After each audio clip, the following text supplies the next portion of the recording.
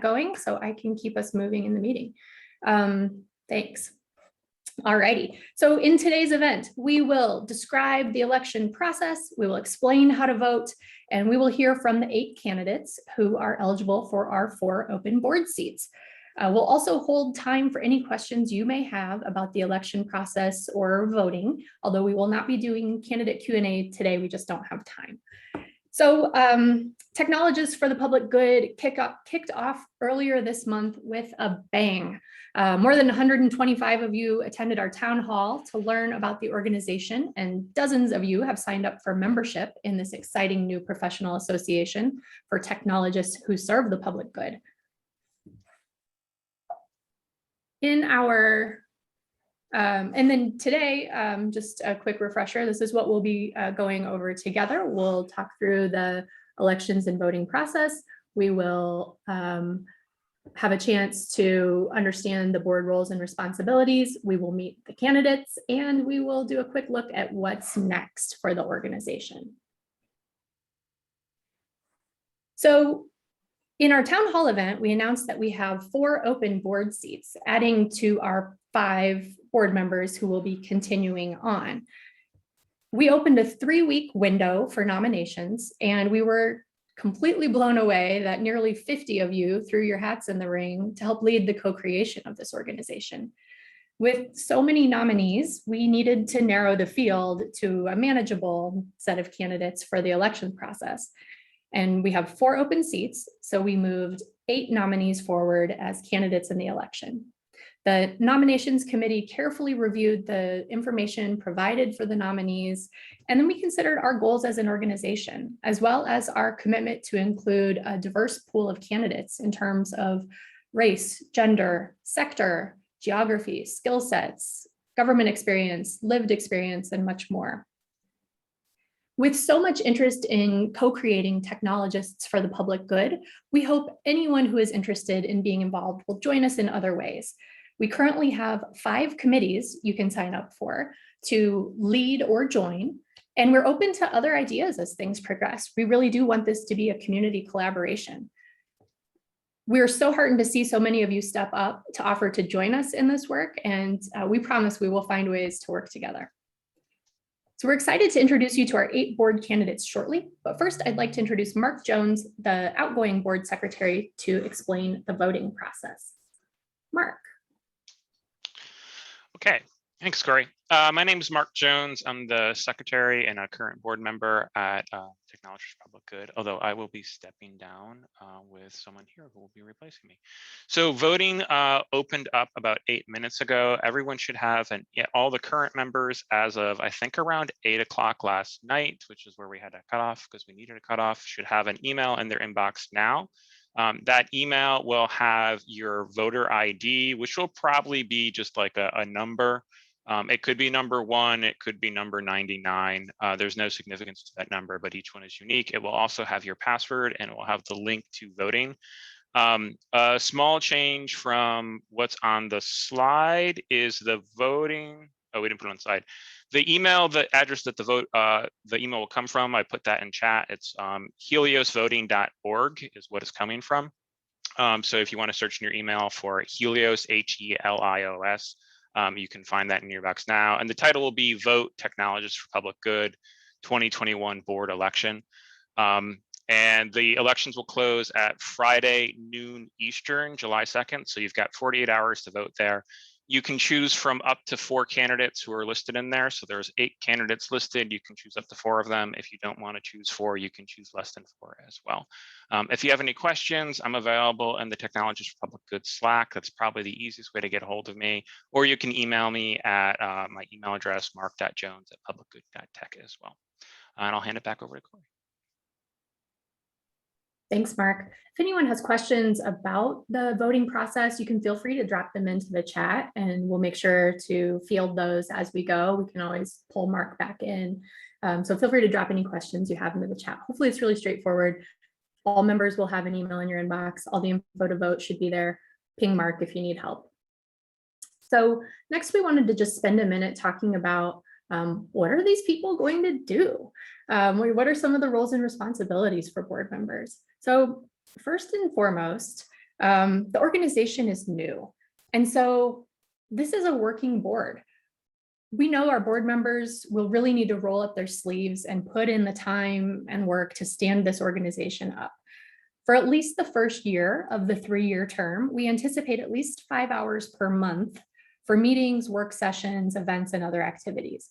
We have a standing 1-hour monthly meeting as a board, and we imagine the other maybe 4 hours will be asynchronous work time, supporting the org in different ways, perhaps ad hoc meetings here and there. Part of the fun will be co-creating it together, but we're estimating about 5 hours per month. And so that's something that we wanted to be sure all candidates are aware of, and that anyone who's voting is aware of. We want to be sure we do have folks who aren't afraid to roll up their sleeves and really get to work.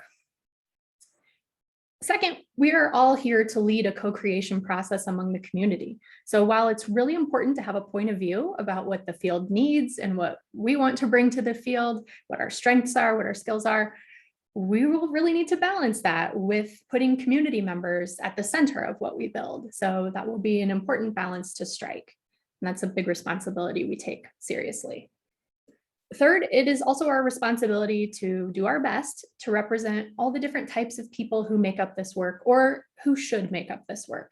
So we are seeking a broad range of voices who can do that, including, as I mentioned, different genders, races, identities, geographies, sectors, skill sets, lived experiences, backgrounds. It's important for us to be able to really take that responsibility seriously to represent this community we're building. Next, and importantly, we are just getting started again. So we're going to have to be pretty creative and resourceful in how we get stuff done. We have pretty limited resources. And of course, we all have limited time. This is unpaid volunteer work, and we have busy jobs and busy lives and side hustles and families and all other more important demands on our time. So we'll need to think creatively and be resourceful together. Very, very importantly, and here's kind of the meat of it, this group will be responsible for setting the direction of the organization. This includes setting a vision, establishing values and an organizational culture, designing an organizational strategy and action plan with input and hopefully buy-in and validation from the community, and securing the resources to carry all this work out. It's not an easy task, but we know you all are up for it. And finally, and probably most important, we should have fun. We want this to be a fun activity that we are doing together. It is unpaid work. We all have busy lives. It should be really fun and exciting when we get to come together. And that's the kind of culture and community we really want to build. How can we support one another, help one another, get to know one another, and have fun while we're doing it? So with that said, we're going to move on to the candidate speeches. And each candidate will have about 2 minutes to share remarks. We are also in the height of summer breaks and vacation season. So a couple of our candidates were unable to join and sent videos instead. So we will at least have a chance to hear from every candidate. Some of our candidates are actually dialing in from being on vacation. Thank you. So we'll turn to that now and make sure each candidate has their couple of minutes. Once we get through the candidate remarks, then we will have a few more minutes for questions, again, about the voting process or anything else about the organization that you all may want to ask about before we wrap up and send you all off to vote. So first up, we have Giuseppe Morgana, and you can read more about each of these candidates, of course, in your email. All members of the mailing list should have received a message last night with the bio information and links to the LinkedIns of each of our candidates. And they will just briefly give some bio information, but otherwise this moment is more to share a bit of a statement about their candidacy. So Giuseppe, you are up first. Awesome. Thanks, Corey. And I would like to start by thanking everyone here for working on this and focusing on it. We're at such a critical time where we can have great impact by pulling together these resources and helping everyone to actually take part in this journey. And so just a huge thanks to everyone who has paved the way for us to be here today. My own journey, as Corey mentioned, you can read about, started through a passion for technology and realizing the power of working alongside others in government, and had a fortunate opportunity to join the U.S. Digital Service at Veterans Affairs in the early days, where I worked and led a team to be able to work on the helping veterans receive the benefits that they have earned. Through that experience, I returned to the private sector, worked with McKinsey, and then inspired by all of my prior work, especially at USDS, I started a similar team, came to start a similar team in New Jersey, and join the New Jersey Office of Innovation, where we are trying to continue to grow this momentum. And I think through those experiences and through working at those different levels of government and in the private sector and in the public sector, I think there's three things I wanted to share here today that make me excited to be able to be a board member and help to propel this momentum. And the first is mentorship. I would not be here without it. I would not have joined USDS without it. It has greatly influenced my ability to actually take part in this work. And so I see that in myself, and I also try to give that back every day. And I'm seeing a growing number of, especially students, who are coming into this work and trying to learn about it. And so I believe that we have a real opportunity to start to expand that mentorship and make this a place where we can make it a normal career path, create ways for folks to work in this space. And so for me, mentorship was a huge part. The second part was community. And I'm like, it is quite amazing to see what has happened, even in my own experience going from USDS into the states and seeing other states start to build their own digital services, and what is happening because we have that community that exists and we're able to tackle problems in new ways, whether it's multiple states working together, whether it's a state working with the private sector or nonprofits, or the states working with the federal government to tackle a problem together. And I see a real impact here if we're able to tackle these problems in new ways. And that starts with the foundation of people and community. And so I think that gets at the heart of what we are trying to build here. And then the final one is just momentum. We see what happens when the strategy is delivery, and we start just really starting to put the work in to be able to build an organization. And we're at a point now where there's amazing things happening at both the state and federal and local level here, to be able to create more and more momentum. And so I think this organization can play a critical role in making sure that it's done in a way that is accessible to all. And so I just, with that, I want to thank you. I think my 2 minutes are up there. I am very excited to be able to build this alongside of you all. So again, thank you for everyone who's here and everyone who made this this moment possible. Thanks, Giuseppe. Appreciate that. All right. Next, we'll hear from Anisha Santos, who has shared a video. So I'll go ahead and play that.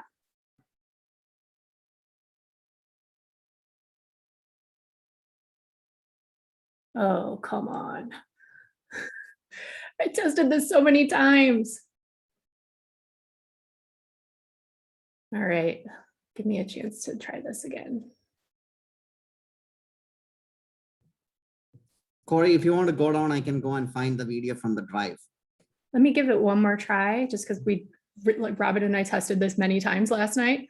Give us one more shot here. Otherwise, we may just keep it moving. Oh man. All right. Well, best laid plans. Alrighty, let's keep it moving, and then we'll get back to the videos and make sure we play those before we wrap. So I will try this a different way.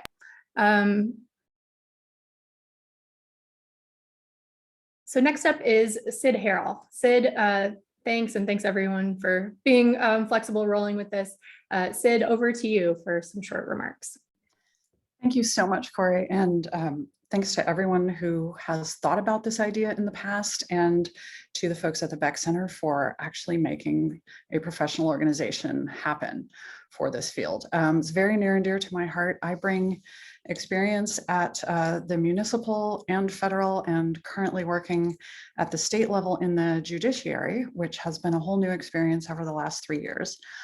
And I would love to see us make it both easier for more people and more sorts of people, and more different sorts of people of different abilities, races, genders, to contribute to this field. There's so much desire out there. I agree with Giuseppe. I see it all the time, especially from students. I'd also like to see us use a professional organization to improve the quality and the clarity of the work that we do. So a few things we might work towards as we develop, maybe not year one, but can we get to a point where we are offering material support to civic technologists with things like ethical counseling about questions they may come up against as they advise people on a procurement or something else, or even legal advice? What about standards of professional conduct and how we engage with partners? Could we eventually start to offer things that some guilds offer, like insurance options for people who work in strange hiring or contract situations? I've done a fair bit of that early stage work, first one in, first team in, and it's often on not a full-time hire, but some kind of hiring authority that's been patched together to make it work. And that means a lot of the time that work is only available to people who have some fund of wealth or a partner who's doing a mainstream job or some other piece of privilege that allows them to take on that riskier work. I would love to see that made accessible to a much broader range of technologists to do. And I'd also like to see us help train and support folks new to the field. And something I thought that we might be able to do first year is come up with, to crowdsource job class descriptions that civic and government technologists are working in, and show potential hirers and contractors how to make those work with technology skill sets. We could even start to do salary surveys perhaps as we go along.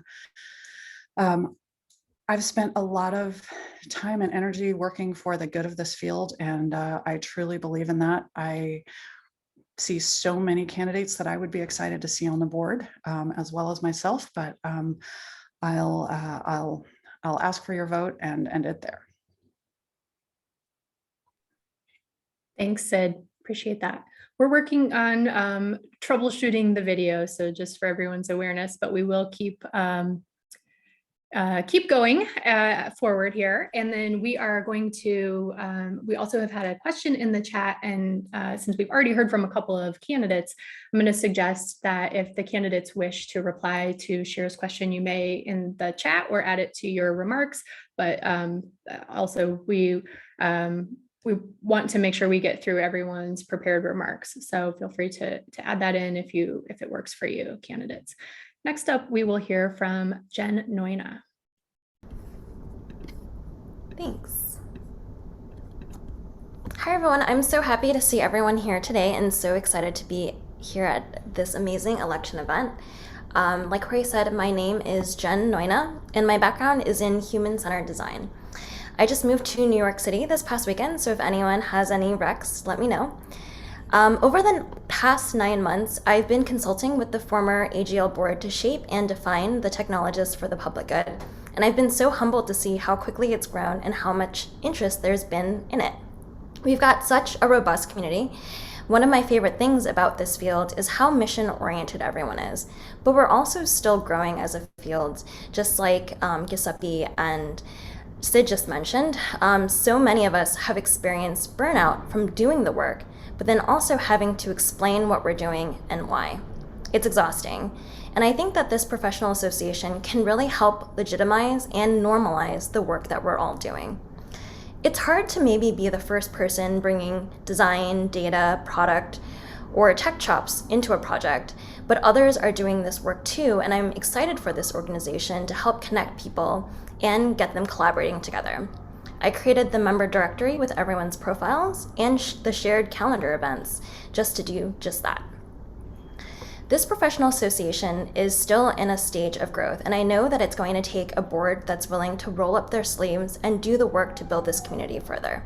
I envision an organization that one day will have chapters nationwide and have an advocacy arm to advocate for the work that we're all doing. To get there, I promise to be the board member that pushes the organization towards a bias for action, bringing diverse perspectives into our decision-making and prototyping and getting feedback early on things from members like you and from everyone else in the field.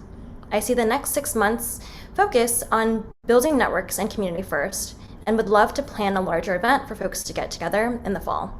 And just more events in general for people to connect with one another, to commiserate, but also to celebrate the work that we're all doing. Ultimately, I believe in creating an equitable society where everyone can thrive, and my hope is that this organization will be inclusive and welcoming to all folks who are passionate about using technology to serve the public good. Thank you so much for your consideration, and super happy to take any questions. Just find me on Slack or email me. Thanks. Thanks, Jen. Appreciate that. Next, we'll hear from Michael Schnurley. Michael. Hi, thanks. My name is Michael Schnurla. You could read the more boring stuff in my bio, but I do want to point out that I identify as a white male, so take that into consideration when you're thinking about the diversity of the board members here. I'm very excited about the existence and potential of this organization, as I feel like it's been a long time coming. I started my career back building web pages, databases, and managing digital products. And in 2005, I started a small company that created maps and APIs off of data that I got from open records requests in city governments. And I realized that this information was really valuable for residents to make decisions and take action, and for government transparency. So I worked with some local people and co-founded our Code for America Brigade and helped create Louisville's open data website. I also feel like part of this, what this organization can do, is encourage people to work in government and bring their skills to local government and learn how government works. So I was lucky to take the job of the first chief data officer in the innovation office in Louisville, Kentucky. And we were connected to the IT department, so we were able to get things done. And I pushed for change inside, like the use of open source tools, the cloud, and working with the public and universities to build products together that were mutually beneficial. We also worked really hard in upskilling city employees and giving them the tools and data they needed to do their jobs better, and advocated for hiring highly skilled workers instead of outsourcing because of some of the ancillary skills and impact that these employees have across the organization. And this was apparent during our city's data team's urgent COVID response. If we didn't have some of the, I think, really skilled people there, it would have been a much different response here.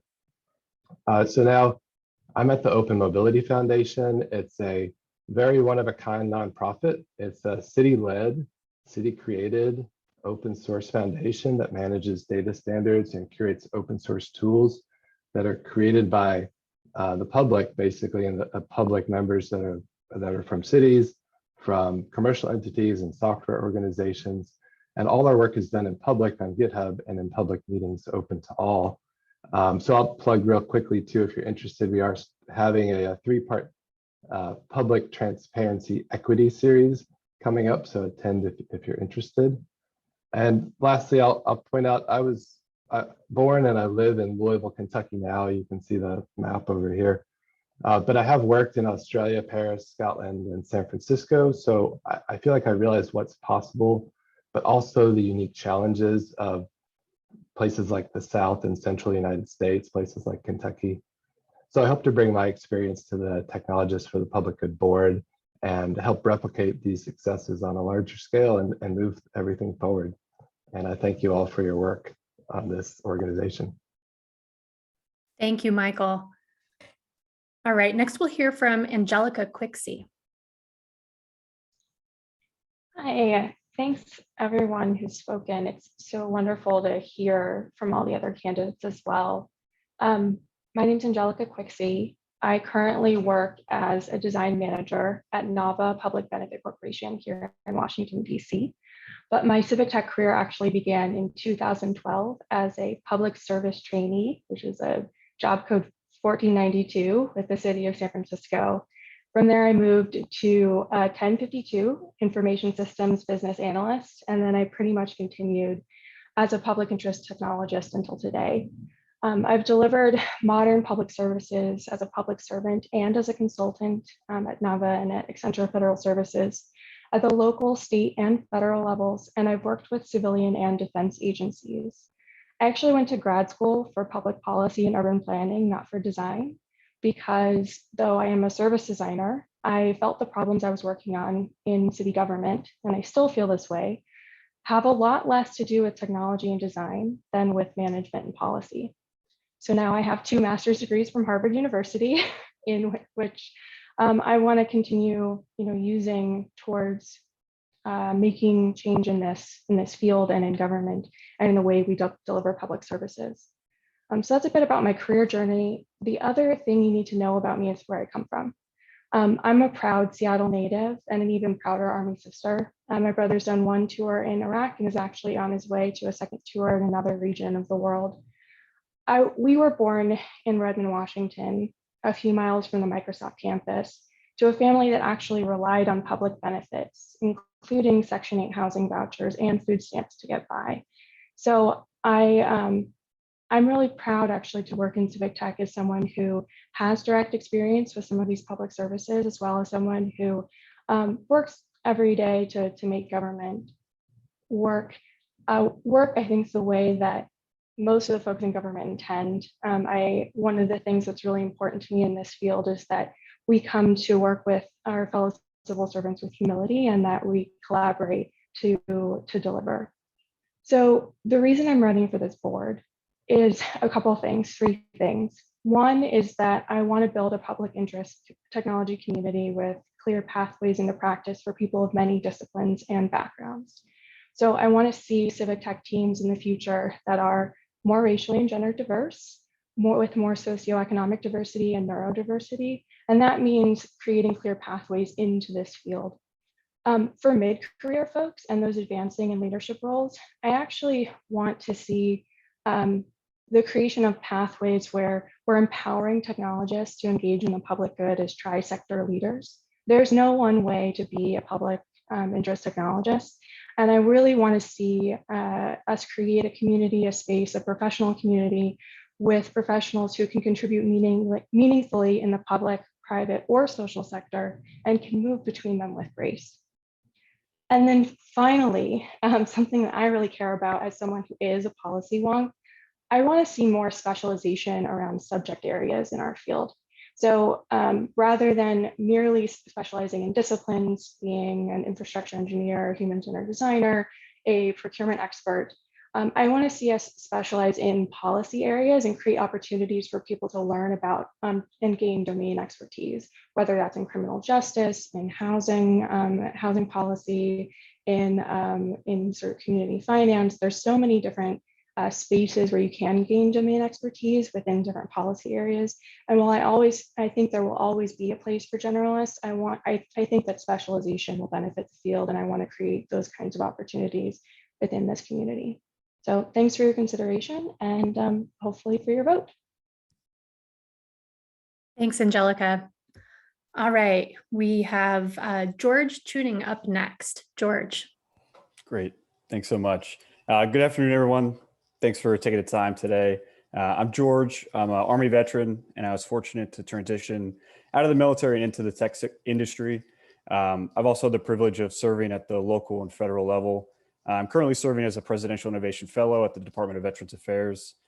And I think one of the ways to improve the public sector is really to get more people involved in it. With an increasingly polarized public and an aging government workforce, it's imperative that we encourage participation at all levels of the public sector. In addition to other initiatives that the Technologists for Public Good, I want to contribute towards. One of my personal goals and passions is to foster this concept of a second service. Specifically, I want to engage with those people that have already committed themselves to a former service, whether that's the Armed Forces, the Peace Corps, AmeriCorps, and encourage them to return to public service with their passion and potentially their private sector experience. I'm excited by the talent and passion of all those members of the organization that I've met so far. And I believe that through our member base and public outreach initiatives, we can share success stories, highlight important challenges, demystify the public sector, and ultimately find ways to better serve the public. So I'm looking forward to working with you all, and thank you for your consideration. Thanks, George. All right, Now I'm going to tag in my incredible nominations committee colleague, Robin Tatungal, who has troubleshooted the video situation so that he can play our 2 videos. So thanks, Robin, for helping out here. First up, we'll play the video from Anisha Santos.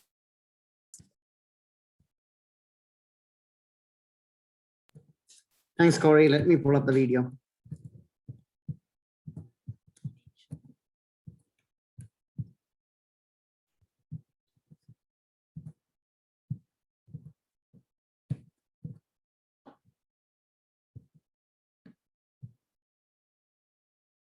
Can you all see it? Yep.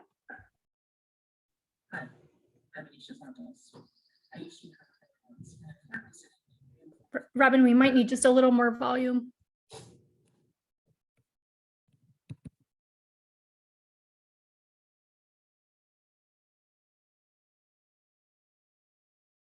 Here? No, no volume.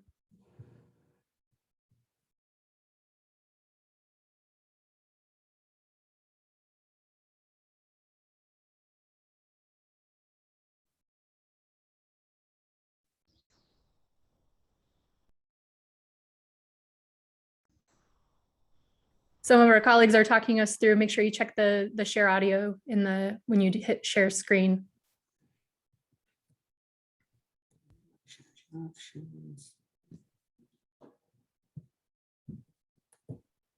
Sorry, guys, give me a second.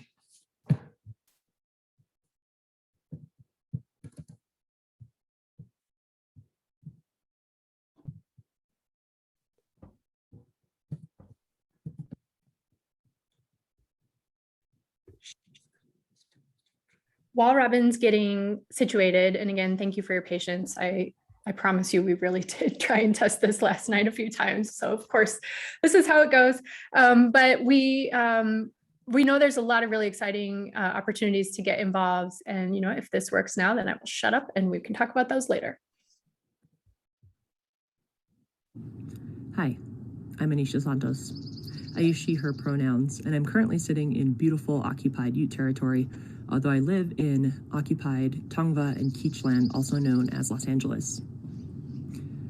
I'm excited about the mission and the potential of Technologists for Public Good, and I've seen the need for this within my own work at Resolve to Save Lives. First, I saw it within our COVID response program, where I saw immense waste in the way that tech responded to the COVID crisis, but also the incredible potential of how integrating affected communities into the design process can actually save lives. In my current work at Resolve to Save Lives in preventing epidemics, this requires groundbreaking approaches that decolonize the ways in which we support low and middle income countries. I work mostly with non-technologists such as epidemiologists, healthcare workers, ministries of health, people who are closer to the problem than I am, and I work to accompany them as they find a technology solution or determine that there is no technology solution appropriate for their needs. And we need a framework for this type of accompaniment. There's been a focus on diversity and inclusion in the past year, or at least a revival of that focus. But we need to look outside of the tech industry as well.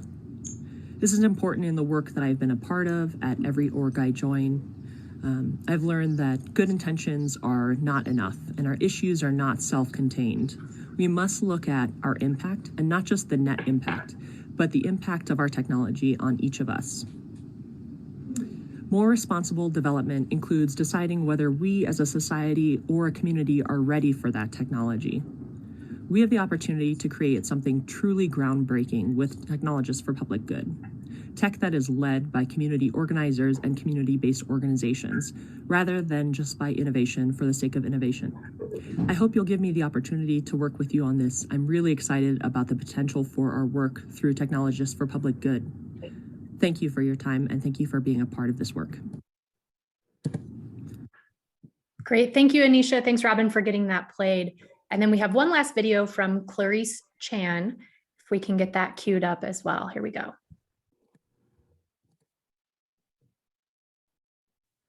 Hi, I'm Clarice Chan. Sorry I couldn't be here today. I'm taking my first vacation I left the Presidential Innovation Fellows in September of 2020 to join Facebook right ahead of the elections. My role is really to help understand Facebook and Instagram's impact on the US 2020 elections. And so it's been fast and furious. I haven't taken a vacation yet, so this is my vacation. So sorry I couldn't be here today. Nonetheless, still wanted to send a video and pitch my pitch. I want to join the board of Technologists for Public Good because I've really spent my career passionately sort of being a civic-minded technologist, not just closing the technology gap, but really closing the talent gap. When I was a PIF, I dedicated my 20% project to focusing on civic leave policies. I was, on civic leave from Microsoft, and I had a story where I ended up needing to change teams just to be able to take advantage of the policy. And that really lit a fire and a passion to create better policies and better pathways for technologists in the private sector to be able to not just consider a stint in public service, but to actually make the mechanisms of doing so a lot easier. And so I'm a huge champion of civic leave policies and companies leaning in. I partnered with the Ford Foundation and the Tech Talent Project to write this report. It's called Corporate Civic Responsibility. And I basically focus on all the ways that companies can be leaning in to public interest technology and really strengthening the civic tech ecosystem and investing in talent and cyber talent and really addressing a lot of the technical needs that the 21st century demands sort of have. And so my interest with this group really, again, is building community, building out a better talent pipeline, better facilitating cross-sector opportunities, and just creating, new pathways for folks with hybrid backgrounds, as well as creating different types of engagement levels on all spectrums around whether it's temporary or permanent, transitions between the public and private sector. Workforce transformation is something I'm passionate about. So hopefully, you consider my candidacy for the board. And if not, I'm excited to still be an avid member of the group. With that, take care and hope to see you all soon. Bye. All right, fantastic. Thank you, Robin, for helping run all those videos, and thanks to Clarice for sending hers in. We hope she's enjoying her vacation. So that wraps up our candidate statements, and I wanted to just thank all of the candidates again for joining us today, for putting yourselves out there, for offering to step up and lead, and thanks to all the nominees. Really, the fact that nearly 50 of you really enthusiastically want to step up and help co-create this organization is such a testament, I think, to the excitement, enthusiasm that we all have for the field. And as I said before, I promise we will find ways to put us all to work. There's way too much to do, and we definitely need all hands on deck. So I will turn it over next to Robin, my co-chair of the nominations committee, and Robin's going to again walk through the elections and voting process and let us know what's on the horizon for this organization in the weeks and months ahead and how you can plug in and wind us down. So Robin, thanks. Over to you. Thanks, Corey. Are you going to pull up the slides? I will try and get those slides up. I was having some troubles with those before, so we may just go without. Okay, that's okay. I have the opened on the other slide. So perfect. So once again, I think I want to thank Corey for being my co-pilot in getting through the nomination process. But more than that, thanks to everybody who has voted for or put their name for the board election. We were overwhelmed and excited to see the amount of response. And we are not just saying this because we had like almost a panic call on the weekend last week and saying, oh my God, we have 50 people. We need to find a way to make sure that we can run the event. So thank you from bottom of my heart. So I know that a couple of things that I want to reiterate on the next steps are, as Mark mentioned at the beginning of the meeting, that you probably have received already the ways to put the ballot in. And if you have any questions or concerns, please reach out to Mark, and I think he mentioned that he is more active on the Slack, but you can throw an email to any of us. We will be happy to respond. And as the voting process is open now, and you have until 12 noon Eastern Standard Time to complete your voting. And out of the 8 candidates, you can pick your selection for up to 4 candidates. And if you choose not to have 4, you can still go for 1 or 2 candidates. It's up to you. So it's not like you have to have 4 candidates. And once the election process is closed, we hope to send out an email saying who are the new board members and welcome them to the team. And once the election process is over, and as Corey was mentioning, the exciting part is we are going to get 4 new colleagues to work together to make this group a bit more strong across the country to do the civic tech. So we are excited. So the couple of things that will happen after the board election is done is probably by mid of July, we want to have a board meeting so that we can have a discussion and welcome the new board members. And the next step would be, as there is thread going on in the chat, we want to think about board members incoming and the current board members to start thinking about a couple of committees and take a lead on each of those committees so that we can start building the foundational elements of running this nonprofit to the next level. And I will take a break here and see if you have any questions.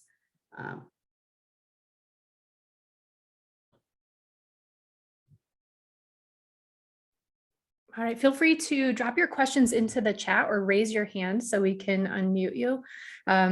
We ended up with a pretty small group, but we wanted to be sure our security measures were tight just in case we had any interlopers. So feel free to raise your hand or drop your questions into the chat. While we're giving folks a minute to consider your questions, just to add a couple of things to what Robin had shared. So again, you will hear from us by the end of the day Friday to announce via email to announce the 4 new board members. We will get that group together by mid-July to meet and to get to work. And that includes getting these committees up and running and making sure we're reaching out to all of the folks who've already raised their hands to serve on these committees or lead these committees. We want to be sure each of those committees have met before the end of the summer. We will also hold an officer selection process. So the board will need to select new officers that will take over starting in July. So that's something that you'll hear from us as well. And then we're aiming to do another town hall event in the fall once we've kind of gotten organized, gotten settled, getting our plan in place so that we can come back to the group, share where we are, and be sure that we're getting community input and opportunities for collaboration as we go forward. So that is what you can expect to see from us in the weeks ahead, months ahead. But do feel free to raise your hand if you have a question, or go ahead and drop it into the chat. We still have a few minutes that we can answer any questions about the election or voting process, or about where the organization is headed as best we can.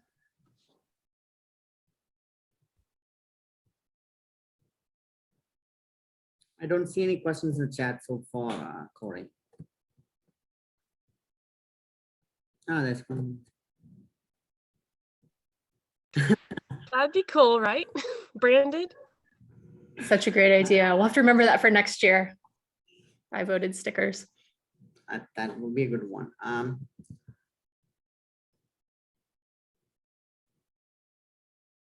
Why don't we simply vote to accept these candidates? Why don't we simply vote to accept these candidates? That would be a great move. Unfortunately, we only have four open seats. We are bound by the bylaws that are set in place. Ben, good questions. We intend to change those bylaws immediately once we, no, absolutely. We intend to change those bylaws immediately. There are a lot of things that need to be updated, but we are currently legally bound by the bylaws that had been set up. So we will have an opportunity first and foremost to revisit those and to be able to share those transparently with the membership and make sure things are kind of updated and where we hope to go. We appreciate though very much the fact that we have such an incredible slate of candidates and unfortunately don't have room for all of them. Obviously, it would have been great to bring all 50 in. Michael asks, is there a web link to the bios of the candidates, or was it by email only? There is a link to that newsletter instance that went out. There you go. Thank you so much, Jen, for dropping that in. what is the process for non-board folks to join, lead, proposed committees? That is a great question, Ryan, and we're going to ask the board to come up with these processes and set them in motion because we're just building this together. Some of these processes and touch points just don't exist yet. So sit tight. If there are, if you'd like to join or lead a committee, when you signed up in the membership form, there was an opportunity to check those boxes. If you missed that when you signed up, you can actually just go back in and kind of rejoin using that membership form link, and we'll make sure we deduplicate that. If you'd like to propose a new committee, I believe there is an open box. Jen's nodding. Yeah, there's an open box for like other suggestions you may have. That would be a great place to drop it.